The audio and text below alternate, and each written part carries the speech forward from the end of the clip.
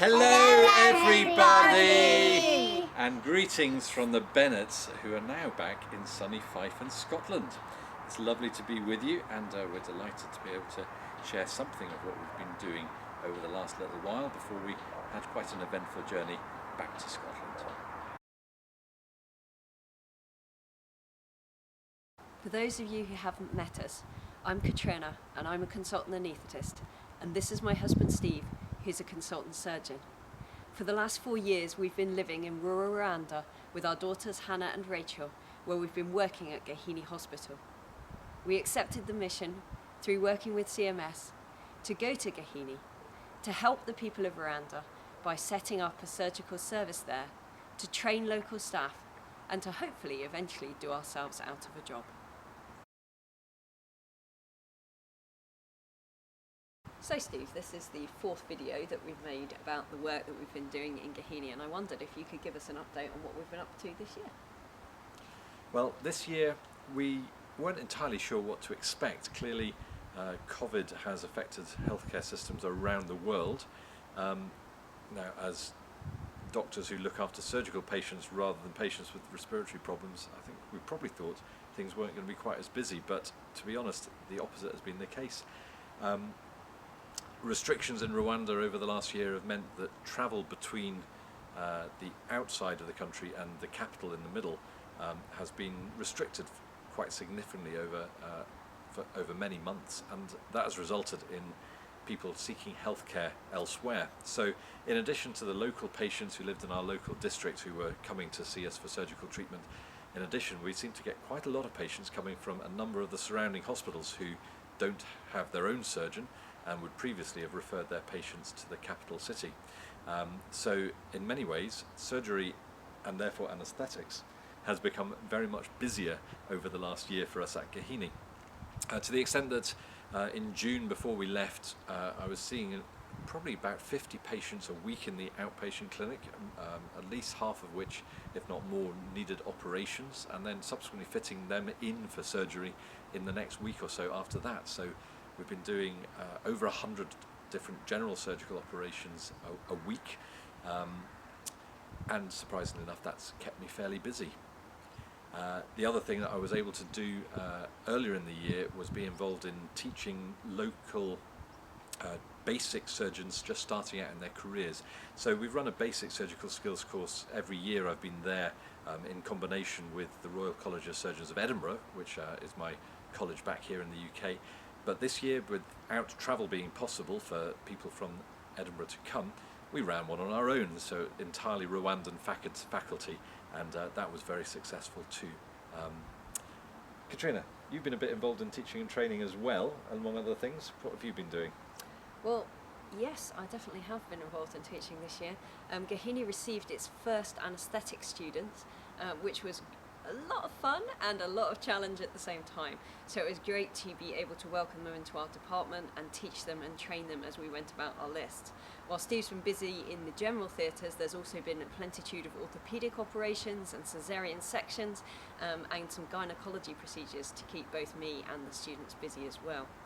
The first part of my year was really spent meeting the surgical need, because as Steve alluded to, there was a huge surgical need for people restricted by travel due to COVID. In late December, early January, I was joined by my colleague, Dr. Angelique, who's a Rwandan-trained anaesthesiologist. So it was wonderful to welcome her to our team, and she was able to take a lot of my clinical workload. And that meant I could really focus on also giving the students some tutorials and some exam preparation time. And I was very honoured that when the University of Rwanda invited me to join their examination faculty for the final year exams for their non-physician anaesthetists. And that was a lot of fun to participate in those examinations too. In addition to that, I've been contacted by a number of the hospitals, both in the local area but also in Kigali City, who'd had a problem with a piece or a couple of pieces of anaesthetic equipment, and they asked me to get involved to see how either the equipment could be fixed or a replacement piece of equipment could be sourced. And it was lovely to be able to travel to other centres to see how they're working, but also to work with those Rwandan colleagues to optimise their ability to provide anaesthetic services in their own hospitals.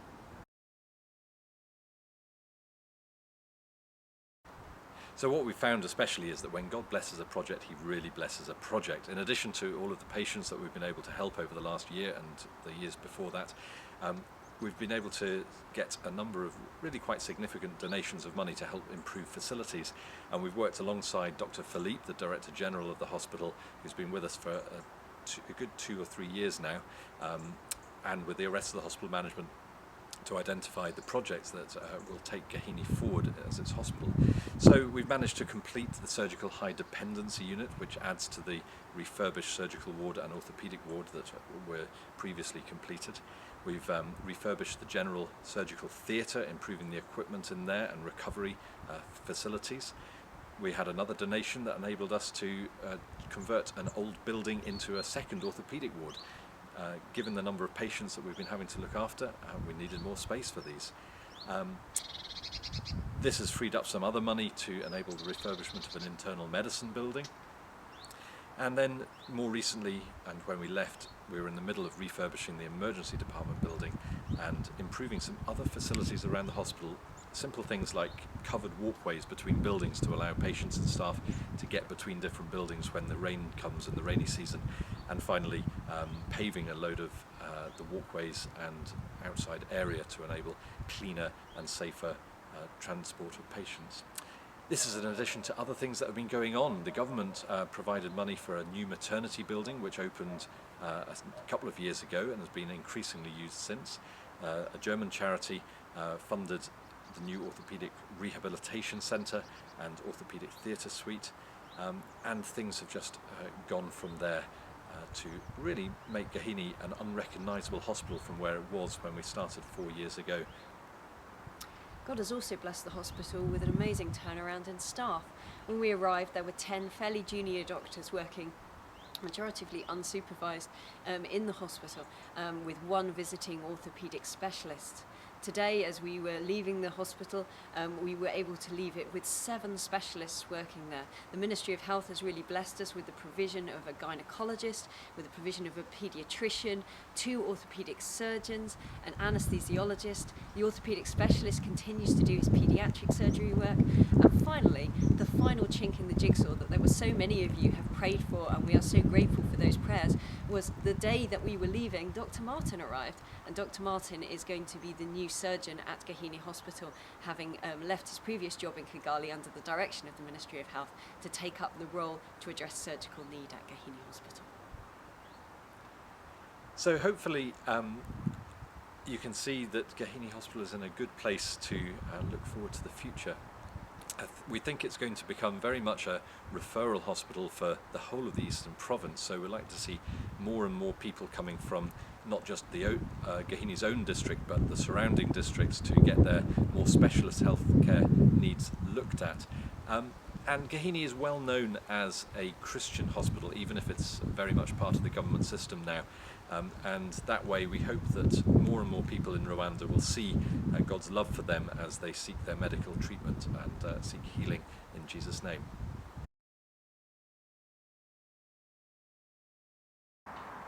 So all that remains is for us to say, Thank you! Thank you for your support, both in prayer and in finance. Thank you for your encouragement, and thank you for journeying with us on this most amazing of adventures.